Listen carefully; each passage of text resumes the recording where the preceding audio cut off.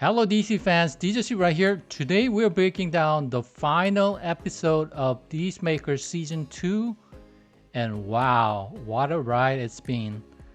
The finale was wild and seriously shocking. James Gunn promised us a massive cameo at the end of the season, but the only ones we got were Nelson and Foxy Shazam. Really, James? I mean, come on. Those hardly count as huge cameos. We were expecting like Darkseid or Brainiac. What a letdown. Alright, let's dive into Peacemaker Season 2, Episode 8, titled Full Nelson. Now, this title actually has a double meaning. It's not just a nod to the hard rock band Nelson, but also to the wrestling submission move, which perfectly represents Chris's sense of being trapped in this episode. We open with Chris and Amelia hanging out at Big Belly Burger, straight out of the comics and even seen in the Superman movie. They're just chilling like a normal couple, but hold up. Since when does burger place serve hard liquor? I mean, I get the beer, sure, but whiskey? I guess it's more like a family restaurant meets bar in this version. As Chris and Amelia walk out the door, they run into this guy wearing a Evergreen Prawns football t-shirt. Yeah, the same team John Economos mentions later in this episode. What? Did you watch the Prawns game last night? Amelia immediately sarcastically calls him Yosemite Sam. Yosemite Sam? All right, geez, I was just giving you a call. You know, the wild Looney Tunes cowboy. I wonder if this actor's actual nickname is Yosemite Sam, but he really looks like him. Chris finds out that the rock band Nelson is performing a concert on a boat. Yep, that boat incident he's been talking about since the very beginning of this season. Cut to the present day, Chris is sitting in the cell refusing to see anyone, not even his friends from the 11th Street Kids. Meanwhile, hardcore Agent Flory and Sasha Bordeaux are breaking into every room inside QUC searching for a dimension that could be habitable for humans.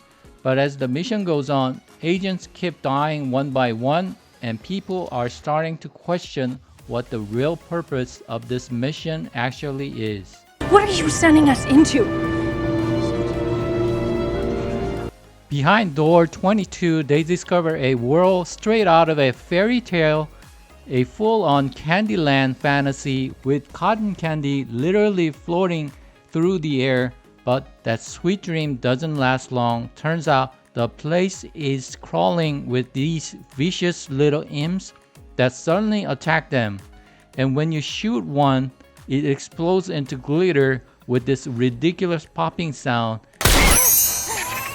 It's chaotic, hilarious, and honestly one of the pretty fun scenes in the episode. While Chris is locked up in his cell, even Eagly looks completely depressed. He's not flying around or doing anything, just sitting there looking heartbroken, so sad. John will be Eagly's second dad when Chris is not around. Leota pays a visit to Adrian, trying to convince him to use his blood money to bail Chris out of jail. She plays it smart, really knows how to push his buttons, and it actually works. I guess I'm just better friends with Chris than you, that's all. What? Thanks to her plan, Chris finally walks free. It's a hilarious seeing Judo Master wearing both his mask and a hazmat helmet, like dudes taking no chances revealing his identity. He opens a door and finds this massive black hole almost identical to the one from the Superman movie. And get this, there's a note from Lex Luthor says, "Looks promising, can't wait to see what's next." So is this a hint that Rick Flag might actually be working for Lex now? Honestly, it wouldn't be surprising. Lex is a total mastermind, always manipulating people like Rick was trying on Hardcore and Sasha. There's even a universe where these creepy spider skulls are taking over the world, like the scene from Toy Story.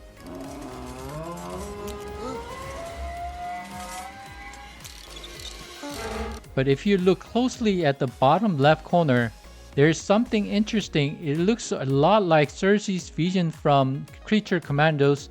Could this be a connection to that series? This could be the universe where Princess Lana dominates the world. Then we see another world completely overrun by zombies. Maybe a tease for the DC's universe.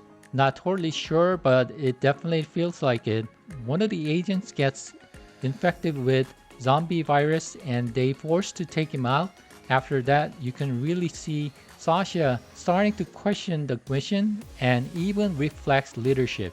And finally, they discover a world that's actually habitable, but there's a twist. It's not meant for human expansion or resource research.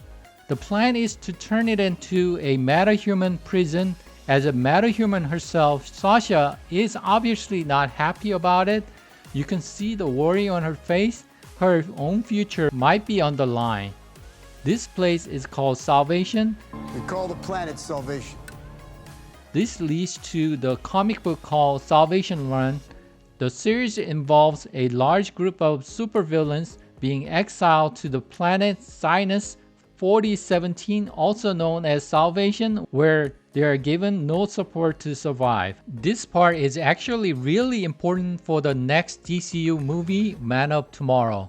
I'm pretty sure this planet Salvation will play a huge role later on. It could even be the place where Superman and Lex Luthor are exiled and end up fighting side by side against a bigger threat.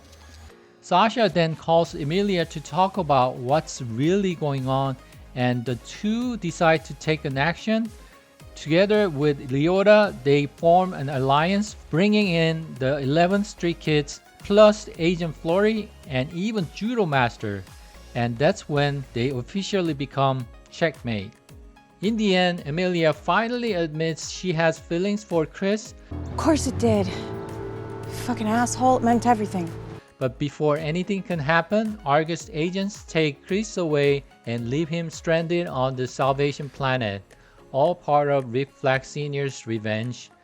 I've got to say, I really enjoy Peacemaker Season 2. Some scenes had me laughing out loud, and I did not see those crazy twists coming. My favorite character this season, definitely Langston Florey. He totally stole the show. James Gunn mentioned this could be the final season of Peacemaker. This is the final episode of Peacemaker Season 2. Maybe the final episode of Peacemaker. But I seriously hope we get a Season 3. This story deserves to continue, and I love to see Eagly again.